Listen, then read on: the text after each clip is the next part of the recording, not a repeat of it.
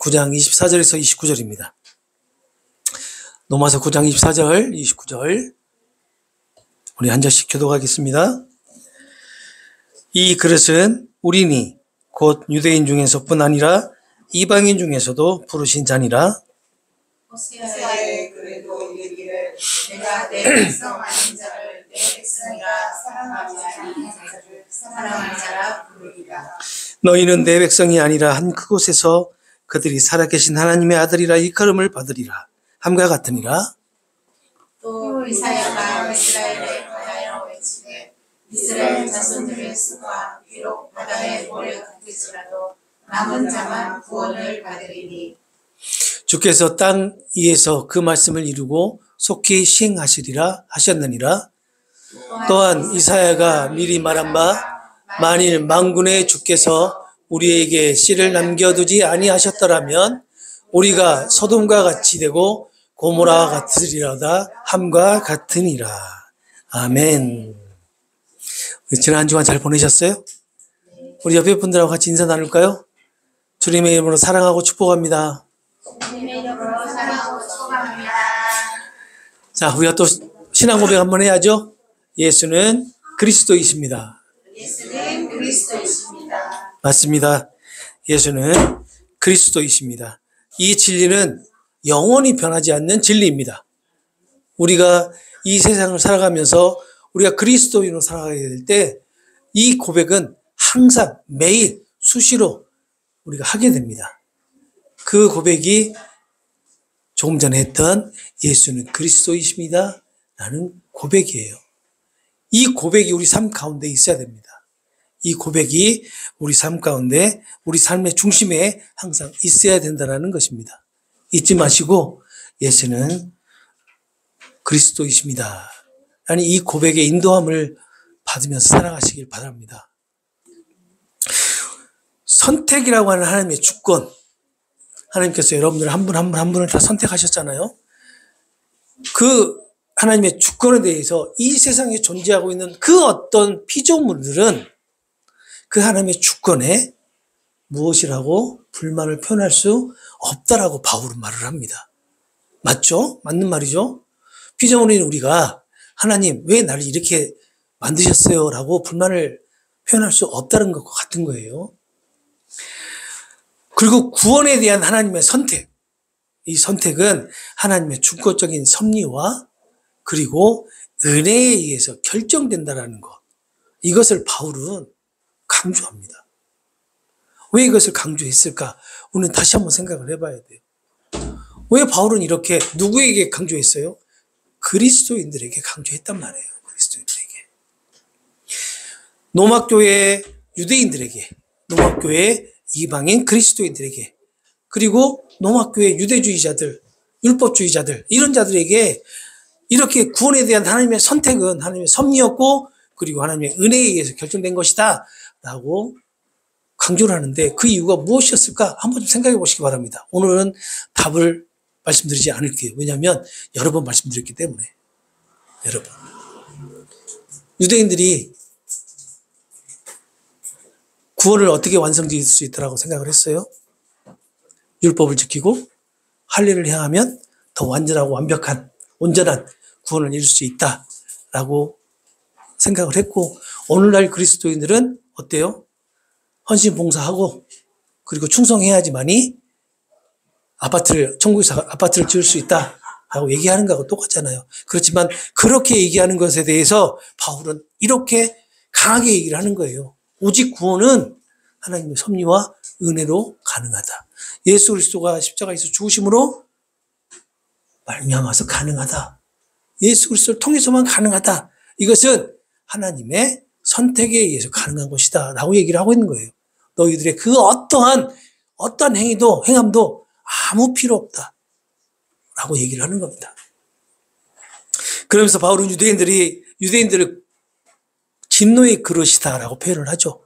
그리고 이방인 그리스도인들을 국률의 그릇이다라고 표현을 하면서 이 진노의 그릇에 대해서 하나님께서 오래 참으시고 간용을 베푸시는 것은 그들에게 무엇을 알게 하기 위해서? 하나님의 능력을 알게 하기 위해서. 그 하나님의 능력. 자, 그리고 또 긍휼의 그릇에 대해서 오래 참으시고 간용을 베푸시는 이유가 뭐예요? 하나님의 영광이 얼마나 풍성한지를 알게 하기 위해서란 말이에요. 그 진노와 그 하나님의 능력과 하나님의 영광이 언제 나타나요?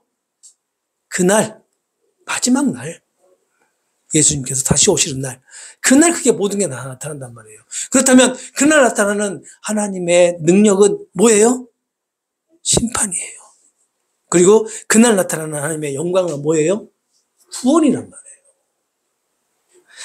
그러면서 사도 바울은요, 하나님의 구원 계획이 유대인뿐만 아니라 이방인들에게도 확장이 되었고, 또 긍휼의 그릇에 적용되는 자들이 이방인뿐만 아니라 유대인 중에서도 이렇게 긍휼의 그릇이 적용이 된다라는 것을 또 계속해서 24절에 말씀을 합니다.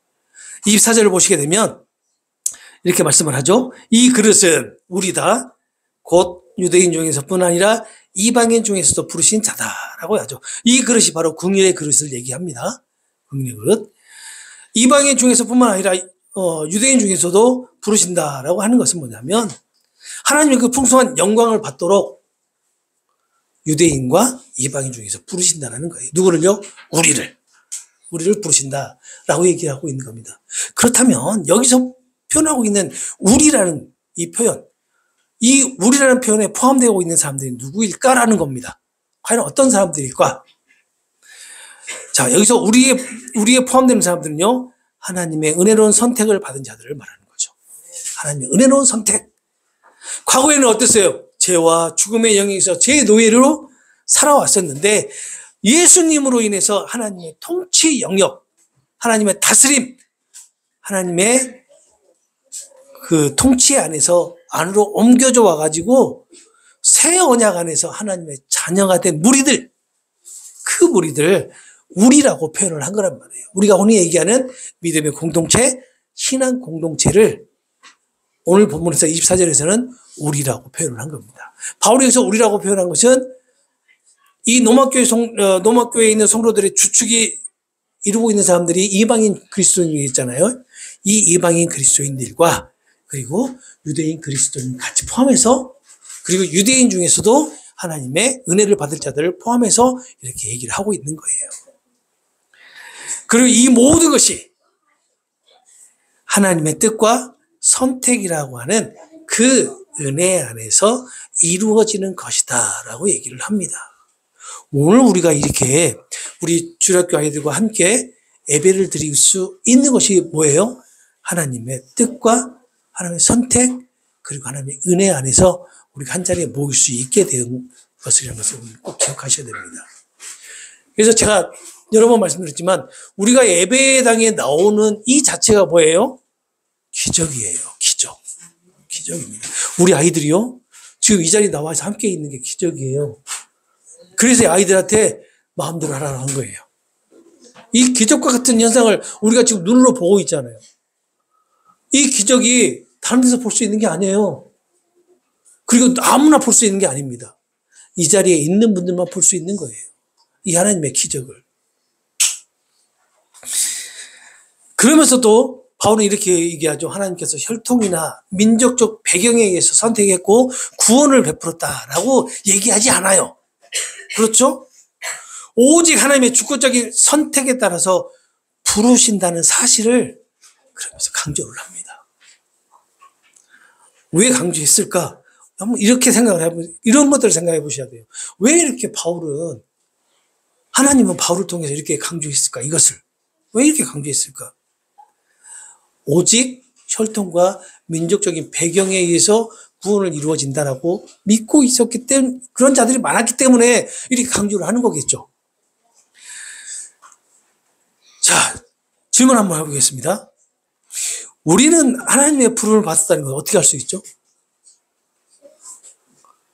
우리가 은혜를 받았어요. 분명히 은혜를 받은 거 맞아요. 우리가 이 자리에 나온 것도 기적과 같은 거 맞아요. 그런데 우리가 하나님의 부르심을 받았다는 것을 어떻게 우리는 알 수가 있는 걸까요? 참 대답하기 어렵죠? 물론 뭔가를 알고는 있겠는데 뭐라고 표현하기 힘드시죠? 다들 그러실 거예요. 왜냐하면 이 자체가 초자연적인 현상이기 때문에 그래요. 그냥 일어날 수 있는 게 아니라 초자연적인 현상이에요. 우리가 이 자리에 있고 우리를 부르셨다는 그 자체, 우리가 그래서 느꼈다는 자체가 초자연적인 현상이기 때문에 우리가 뭘로 이렇게 말로 표현하기가 힘든 거예요. 분명히 근데 알아. 느껴. 그렇죠? 깨달은단 말이에요. 그러면서 어떻게 표현을 못해. 자, 우리가 하나님의 선택을 받은 자임을 아는 것은 믿음이라고 하는 것이 우리 안에서 반응을 일으키는 하나의 신비적인 거예요. 신비로운 거란 말이에요. 믿음이라는 것이.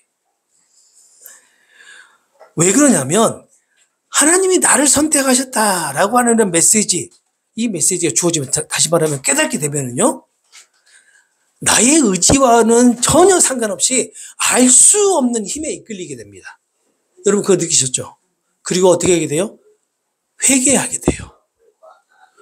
회개가 이루어지고 난 다음에 우리가 어떻게 돼요? 예수님을 주로 시인하게 됩니다. 이러한 일들이요, 내 의지로 되어지는 것들이 아니라 정말 초자연적인 현상에 의해서 이루어지는 일들이에요.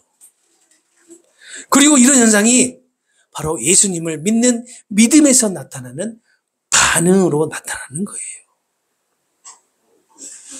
이거 외에도 다 많은 현상들이 있겠죠. 우리가 경험해 왔던 거 보면 많은 현상들이 있어요.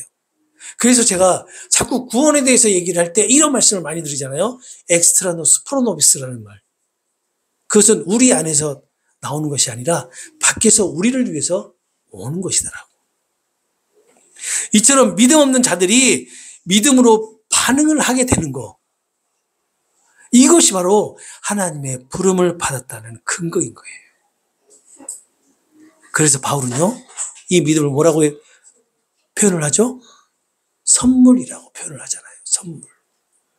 그리고 성경 말씀에서는 이 믿음을요, 뭐라고 얘기하냐면 은혜라고 얘기를 합니다. 은혜. 이처럼 하나님의 주권적인 그런 선택으로 부름을 받은 것에 대한 근거를 오늘 바울은요, 구약의 말씀을 좀 인용을 합니다. 먼저 25절에서 26절은 호세아서 말씀을 인용을 해요. 그래서 25절은 이렇게 말씀을 하죠. 내가 내 백성이 아닌 사람들을 내 백성이라 부르고, 그리고 내가 사랑하지 않는 자를 나의 사랑하는 자라고 부를 것이다 라는 호세아서 2장 23절 말씀을 인용을 합니다. 자, 여기서 봐보세요. 내가 내 백성이 아닌 사람들, 하나님이 내 백성이 아닌 사람, 하나님의 백성이 아닌 사람들을 어떻게 해요? 나의 백성이다 한단 말이에요. 그리고 하나님이 내가 사랑하지 않았다라고 선포했던 사람들을 어떻게 해요? 나의 사랑하는 자라라고 부르신다라는 거예요. 25절의 말씀이에요. 호세아서 2장 23절 이 말씀은요, 이방인들에 대한 애언이 아니라 호세아가 맞이한 아내 있죠? 어떤 아내죠? 고멜이라고 하는 아내. 그 고멜이라고 하는 아내의 그 방탕한 그런 방탕한 생활과 같은 삶을 살았던, 죄악 속에서 살았던 이스라엘 민족이 다시 하나님과 올바른 관계로 회복되기를 소망하는 그러한 의미로 쓰여진 그런 말씀이란 말이에요. 이 말씀이. 고멜을 통해서 죄악 속에 빠져있는 그 고멜이 다시 누구의 호세아의 아내로 회복이 되는 그러한 말씀으로 되어 있는데, 이것이 이방인들에 대해 적용시키는 것은 신약에 와서 초대교회에서 많이 이방인들에게 적용을 시켰어요. 그래서 호세아서를 바울은 이런 호세아서의 역사적인 사건들을 인용을 해가지고 이방인들에게 적용을 시켰고, 또 뿐만 아니라 베드로도 이렇게 구약 말씀을 통해서, 구약의 이 호세아서 말씀을 통해서 이방인들이 적용을 하는데, 베드로전서 2장 10절에 보니까 이 호세아서 2장 23절을 이방인 그리스도인들에게 적용을 시킵니다. 어떻게 시키냐 하면 소아시아, 그러니까 베드로는 소아시아에 있는 이방인 그리스도인들, 그러니까 소아시아면 가파도기아, 본도, 갈라디아 뭐 이런 데가 되겠죠. 아시아, 여기에 있는 성도들, 그 지역에 있는 성도들에게 이 말씀, 호세아서 2장 23절 말씀을 인용을 해요. 그러면서 하나님의 회복과 구원의 원리가 유대인과 이방인에게 동일하게 주어졌다는 것을 강조를 합니다. 물론 바울도 역시 마찬가지 하나님의 구원과 회복의 원리가 바로 이방인들하고 유대인들하고 똑같이 동일하게 주어졌다는 것을 오늘 본문을 통해서 말씀하고 있는 거예요. 이 호세아서를 통해서 말씀을 하고 있는 겁니다. 그렇기 때문에 이방인인 우리가 지금 구원을 받고 이렇게 하나님을 예배하는 자로 예배자의 삶을 살아가고 있고 그리스도인의 삶을 살아가고 있는 거예요. 이 말씀이 이렇게 보면 구약에서도 이미 이방인들에 대한 구원이 선포가 되었다는 것을 알 수가 있잖아요. 그렇죠? 그런데 그럼에도 불구하고 신약 시대의 유대인들은 구약에 이미 말씀이 선포되었고 이 메시지가 전달이 되었는데도 불구하고 오직 유대인들만 구원을 받을 것이다 라고 생각을 했어요. 이런 사람들에게 지금 바울은 이방인들에게도 구원이 선포되었다라는 것을 지금 얘기해 주고 있는 겁니다.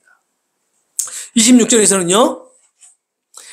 너희는 내 백성이 아니다 라고 말했던 바로 그 자리에서 그곳에서 그들은 살아계시는 하나님의 자녀라고 불리게 될 것이다 라고 말을 하는데 이것은 호세아서 1장 10절 말씀을 인용을 한 거예요. 여기서 보세요. 너희는 내 백성이 아니다라고 말했던 그곳에서 그들은 다시 살아계시는 하나님의 자녀라고 불리게 될 것이다 라고 얘기하잖아요. 이방인이나 유대인들을 하나님의 아들로 부르시는 것은 어떻게 보면 동일한 예언 속에 포함되어 있습니다. 하지만 동일한 언약 안에 있단 말이에요. 그렇죠? 그런데 26절의 말씀을 좀 깊게 살펴보면 이것은 이방인들에게 초점을 맞췄다기보다는 이스라엘 백성들에게 조금 초점을 맞췄다라는 것을 알 수가 있어요. 왜냐하면 26절에 그곳이 어떤 곳을 말하냐면 하나님의 백성이 애국인으로 역임을 받은 곳, 그것을 의미합니다. 하나님의 백성들이 이스라엘을 떠나서 이스라엘 안에서는 하나님의 백성이라고 여기고 자국민이지만 이스라엘을 떠난 다른 곳에서 이 하나님의 백성들은 애국인이 되겠죠. 그렇다면 얼른 떠오르는 것이 뭐 없나요? 포로로 끌려갔을 때 그곳에서는 이스라엘 백성들이 애국인으로 불렸겠죠. 바로 그곳에서 또는 또 이렇게 주장하는 학자들도 있어요. 언약 백성이 아니다라고 선포된 그 자리. 무엇 때문에? 이스라엘 백성들의 죄악 때문에. 우상을 섬기는 그런 죄악 때문에 하나님께서 선포하셨단 말이에요. 너희는 언약 백성이 아니다라고 선포하신 그 자리에서 자리를 의미하기 때문에 이 26절 말씀은 이스라엘 백성들에게 좀 더 중점을 두고 바울이 선포한 말씀이다라는 것을 알 수가 있습니다. 이 25절과 26절의 인용에서 보면요. 하나의 구조를 볼 수가 있는데 24절에 부르다라고 하는 동사가 25절에 부르다라고 하는 동사로 이어지고요. 그리고 25절에 내 백성이라고 하는 이 말이 26절에 하나님의 자녀로 연결이 되는 구조로 되어 있어요. 이 구조를 설명하는 이유가 있는데 그것은 뭐냐면 하나님과의 언약 관계는 기본적으로 있잖아요. 자격 없는 자들에 대해서 하나님의 일방적인 회복의 약속이다라는 그런 의미가 담겨 있다라는 것을 말씀드리기 위해서입니다. 이 구조 안에 간단한 구조 안에는 바로 이러한 하나님의 일방적인 회복의 약속이 담겨져 있어요. 자격 없는 자들에게. 누구죠? 자격 없는 자들? 저요. 우리. 자격 없는 우리에게 하나님께서 일방적으로 회복의 약속, 뭐예요? 구원의 약속을 해주셨다라는 거예요. 일방적으로. 심판을 받는 것이 합당한 자들에게 새 언약으로 구원해 주시겠다. 하나님의 주권적인 선택, 그 선택을 신실하게 이루어 가시겠다라고 하는 그 의지가 지금 25절에서 26절에 담겨져 있는 겁니다. 구약의 말씀을, 호세아서의 말씀을 인용했지만 그 안에 바로 이러한 하나님의 신실한 의지가 담겨져 있는 거예요. 하나님께서 언약을 신실하게 이루시겠다라고 하는 그런 의지는 예수님을 통해서 다 이루었다 선포하심으로 어떻게 해요? 성취되죠. 그러죠? 그리고 다시 오시는 그날 그 새 언약을 완성하신다라는 것을 우리는 알고 있잖아요. 자, 이렇게 호세아서 말씀을 인용한 바울은요, 다시 이사야서 말씀을 인용을 하는데, 이사야서의 말씀은 이스라엘에 관한 예언의 말씀으로 되어 있잖아요. 이 말씀을 인용하는 것이 27절에서 29절입니다. 여기에서 바울은요, 하나님의 그 주권적인 선택과 부름에 있어서 아주 소수이지만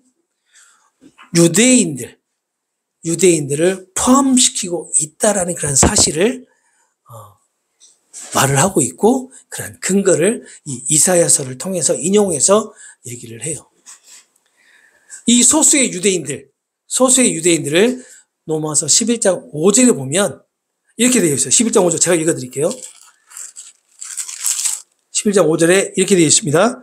그런즉 이와 같이 지금도 은혜로 택하심을 따라 남은 자가 있느니라 라고 말을 하고 있는데, 11장 5절에서 나오는 이 말씀은 은혜로 택하심을 따라서 남은 자들이 바로 유대인이다라는 그런 얘기예요. 오늘 본문에서 말하는 그 유대인들. 그리고요, 바울 자신도 이 소수 유대인에 포함되어 있다라는 것을 로마서 11장 1절에 말씀합니다. 자, 11장 1절에 뭐라고 하냐면, 그러므로 내가 말하노니 하나님이 자기 백성을 버리셨느냐? 그럴 수 없느니라. 나 바울도 이스라엘인이요 아브라함의 씨요 베냐민 지파다 라고 얘기하면서 나도 이렇게 하나님의 은혜로 소수 부름을 받은 유대인 중에 한 명이다 라고 얘기를 해요. 27절에서 28절을 보시면요, 이스라엘 백성이 바다의 모래알같이 많을지라도, 자, 이스라엘 백성이 바다의 모래알같이 많을지라도, 이게 자, 생각나는 구절이 있죠? 어디죠? 창세기에 아브라함과 이삭에게 준 언약이잖아요. 너희 자손이 이 바다의 모래알같이 많아질 것이다. 그래서 어떻게 했어요? 많아졌어요. 그렇죠? 정말 많아졌죠. 지금 전 세계 기독교인이 몇 명이나 될까요? 정확한 데이터는 저도 잘 몰라요. 근데 엄청 많잖아요. 엄청 많은데 그 다음이 중요합니다. 잘 보세요. 그 다음이 중요해요. 오직 남은 자들만이 구원을 받을 것이다. 자, 모래알같이 많아질 것이다라고 약속을 하셨고 또 그것을 성취해 주셨어요. 그래서 그리스도인들이 엄청 많아졌어요. 아브라함의 후손들, 이삭의 후손들이 엄청 많아졌단 말이에요. 그런데 거기다 덧붙이는 것이 오직 남은 자들만 구원을 받을 것이다. 너무하신 거 아니에요? 그렇잖아요. 아니, 모래알같이 많게 해주셨으면 다 구원을 해주셔야지. 아, 왜 거기다가 남은 자들만 구원하신다고 하시냐고요. 그 남은 자가 누구일까? 잠시 후에 여러분들 알게 되실 겁니다. 그리고 주께서는 자신이 선포하신 것을 땅 위에서 신속하게 온전하게 이루신다라고 얘기를 한단 말이에요. 이것이 27절에서 28절 말씀이에요. 이것은 이사야서 10장 22절에서 23절을 인용한 말씀입니다. 바울이 인용한 이 이사야서 예언은요, 당시 북이스라엘이 아수르에서 멸망 가운데 있을 때 그 이스라엘 민족 중에 일부가 어떻게 됐다고 그랬어요? 남유다로 내려왔다라고 말씀드렸죠. 바로 그 일부가 뭐냐면 남은 자를 의미해요. 오늘 북이스라엘이 10개 지파잖아요. 10개 지파에 많은 하나님의 백성들이 있었잖아요. 그런데 그 하나님의 백성들이 아수르에서 멸망을 할 때 모두 멸망을 한 것이 완전히 멸망을 한 것이 아니라 남은 자들을 두셔가지고 그 남은 자들이 남유다로 내려오게 되죠. 그래서 남유다에 함께 합류를 하게 됩니다. 그 남은 자들을 얘기하고 있는 것이고 이스라엘 백성들의 보존을 예언했던 그런 말씀이란 말이에요. 아수르에서 멸망하고 있는 북이스라엘 백성 중에 선택된 남은 자들만이 다시 돌아올 것을 지금 시사를 하고 있는 이 말씀에서 바울은 하나님의 자녀라고 하는 그 자리를 떠났던 유대 민족 중에 하나님의 능력을 의지하고 또 자녀가 되는 것을 원하는 사람들이 다시 하나님께로 돌아오게 될 것이다 라는 것을 얘기하고 있는 겁니다. 우리가 많은 그리스도인들이 있지만 이 많은 그리스도인들 중에서 진정으로 하나님의 자녀가 되기를 원하고 하나님께 구원을 받기를 원하고 하나님의 능력을 구하기를 원하는 자들이 과연 얼마나 있을까? 우리 안에 가짜가 있다라고 분명히 말씀하셨기 때문에 우리 무리 안에 분명히 하나님께서 구원을 하실 자가 있고 하나님께서 버리실 자가 있단 말이에요. 그리고 지금 하나님의 백성임에도 불구하고 하나님의 백성임을 깨닫지 못하고 있는 자들이 분명히 있을 거란 말이에요. 바로 그러한 자들이 하나님의 능력을 깨닫고 능력을 믿게 되고 의지하게 되고 그리고 다시 돌아오게 될 것이다라는 그런 의미입니다. 많은 분들이 이 부류에 포함될 겁니다. 많은 분들이. 우리가 알지 못하는 많은 분들이 하나님의 백성들이 이런 말씀으로 다시 돌아오게 될 거란 말이에요. 그들이 다시 돌아오게 될 제일 먼저 이루어지는 게 뭐라고요? 회개가 이루어지게 되고 그리고 예수님을 주로 시인하게 되는 그런 역사가 일어난단 말이에요. 그런 초자연적인 일들이 일어난단 말이에요. 제가 그랬듯이요. 그리고 여러분들이 그렇게 하셨듯이. 아수를 사용해서 북이스라엘 심판하시지만 그 중에 남은 자를 회복시키신다는 것 같이 완악한 우리가 노마스를 통해서 완악한 유대인들에 대해서 얘기를 나눴죠. 완악한 유대인들에 대한 구원과 심판도 하나님의 절대적인 주권 안에서 성취하신다라는 것을 지금 얘기하고 있는 거죠. 그리고 29절은 만군의 하나님께서 우리에게 씨를 남겨두지 않았다면 이스라엘 백성이 소돔과 같고 고모라처럼 모두 멸망했을 것이다 라는 이사야서 1장 9절 말씀을 인용을 합니다. 소돔과 고모라라는 성읍은 어떻게 했어요? 죄악으로 심판을 받게 되죠. 그러면서 어떻게 완전히 멸망을 해버립니다. 완전히 멸망을 해버려요. 모든 인류 소돔과 고모라라고 하는 그 성 자체가 모두 없어져 버리죠. 만약에 유대인이 그렇게 멸망을 받았다라고 하면 소돔과 고모라 같이 멸망을 받았다라고 하면 어떻게 될까요? 남은 자가 없이 모두 멸망했다면 지금 우리가 구원을 받을 수 있었을까요? 없었을까요? 없었겠죠. 아니요, 있었을 수도 있어요. 왜냐하면 하나님께서 다른 방법을 사용하셨겠죠. 그렇지만 우리에게 주어진 성경 말씀에 의하면 우리는 구원받지 못합니다. 왜냐하면 그 유대인의 시에 의해서 예수님이 오시기 때문에. 바로 그 얘기를 하시는 거예요.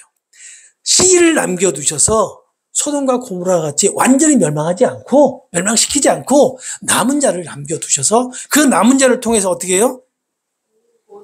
구원을 이루시겠다. 그런데 이렇게 하시는 것이 씨를 남겨두신 것이 하나님의 긍휼과 은혜로 말미암은 것임을 바울은 강조하고 있는 겁니다. 이 말을 지금 유대인들에게 지금 강력하게 지금 어필을 하고 있는 거예요. 27절하고 29절에서도 하나의 구조가 나오는데 간단합니다. 27절에 이스라엘이 이사야서 10장 22절과 23절을 인용해서 남은 자로 이어져요. 남은 자. 그리고 또 29절에서는 그 남은 자를요. 하나님이 남기셨대요. 하나님이 남기셨다라는 그런 동사로 연결이 되는 구조가 이렇게 나와요. 이것도 역시 마찬가지 하나님께서 범죄한 백성을 심판하시면서도 완전히 멸망시키지는 않고 남은 자를 통해서 새 언약을 이루어 가시려는 그 은혜로운 선택을 하셨다라는 것을 우리가 알 수가 있는 겁니다. 하나님은 이렇게 우리 구약에서 약속한 대로 옛 언약 백성인 이스라엘뿐만 아니라 옛 언약 밖에 있었던 이방인들도 진노의 자리에서 벗어나게 하시고요. 하나님의 자녀가 될 수 있는 구원의 길을 예수님을 통해서 열어주셨습니다. 믿어지시나요? 안 믿어지시죠? 근데 믿어지시는 게 이게 신비스러운 거예요. 하나님의 주권적인 은혜로운 선택이 완전하고 온전히 지금 실행되고 있다는 것을 우리에게 보여주고 있는 거예요. 오늘 본문을 통해서도 하나님의 주권적인 선택은요, 혈통이나 민족적 배경에 의해서 선택되는 것이 아니라 구원을 베푸시는 것이 아니라 오직 하나님의 섭리와 뜻에 의해서 선택하셨다, 부르셨다라는 그런 사실을 보여주고 있어요. 하나님의 이 선택과 부르심은 인간의 공로나 자격과는 전혀 상관이 없습니다. 그래서 구원은 전적으로 하나님의 은혜로 말미암아서 주어지는 선물이고 하나님의 뜻에 따라서 남은 자들이 구원에 이르게 된다라는 것을 말씀하고 있는 거예요. 그리고 이 구원은 신실한 하나님의 사랑과 약속에 근거한 것이고요. 하나님의 주권적인 계획에 따라서 선택된 자들에게 주어지는 축복이다라고 하는 겁니다. 바울은 이사야 선지자의 예언을 이용해서 비록 이스라엘 자손들의 수가 바다의 모래 같을지라도 남은 자만 구원을 받는다라고 강조하는데 이것이 정말 중요합니다. 여러분들 이 말씀에 대한 묵상을 꼭 반드시 해보셔야 돼요. 정말 수없이 많은 그리스도인들 중에 남은 자, 그 남은 자만 구원을 받을 수 있다는 이 말씀. 그래서 이스라엘 자손이라는 것이 민족적 후손을 말하는 것이 아니라 영적인 이스라엘 후손을 의미한다는 것을 우리가 알 수 있는 것이잖아요. 여기에서 남은 자는 어떤 자를 의미할까? 자, 그 답이 나옵니다. 하나님의 진노와 심판 가운데서도 끝까지 신실하게 하나님께 붙들림을 받은 자들을 의미하는 겁니다. 세상의 유혹과 시험 가운데서도 끝까지 믿음을 지키도록 하나님의 말씀에 순종하는 자로 인도함을 받는 자들이 바로 남는 자들이에요. 이러한 자들은 절대 마지막 때에 배교하는 자들이 나올 수가 없죠. 끝까지 하나님의 믿음을 내가 지키는 것이 아니라 성령께서 지켜주신단 말이에요. 그래서 우리가 뭐 살 수 없는데도 불구하고 우리가 남은 자로 살아가게 되는 거예요. 남은 자로. 오늘 우리는 남은 자만 구원을 받으리라는 그 말씀을 통해서 하나님의 주권적인 선택과 은혜를 살펴보았습니다. 하나님께서 우리를 왜 부르셨을까? 왜 남은 자로 부르셨을까? 죄악으로 만연한 이 시대에 남은 자로서의 하나님의 구원의 역사를 이루어 가시는 도구로 사용하시기 위해서예요. 그리고 이 모든 것들을 증거하기 위해서, 전하기 위해서, 선포하기 위해서 구원의 역사를 나타내시는 자로 우리를 세워주시기 위해서 남은 자를 남겨두셨단 말이에요. 여러분들이 해야 될 일입니다. 우리가 해야 될 일들이에요. 이 죄가 만연한 이 세상에 우리가 선포해야 되는 것이 바로 이거예요. 하나님께서 구원하실 것이다. 예수 그리스도와 우리의 구원자이시다를 우리가 선포해야 된다는 겁니다.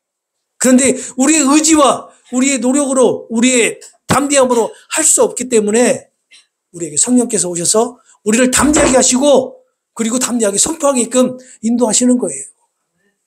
그래서 우리의 공로가 아니라 예수 그리스도의 공로로 성령의 공로로 우리가 그 모든 것들을 선포하고 나타낼 수 있는 겁니다. 하나님은 우리를 그 일을 사용하시기 위해서 우리를 남은 자로 세워주셨단 말이에요. 우리 주일학교 학생들, 여러분들이 하나님이 부르신 이유가 바로 이거예요.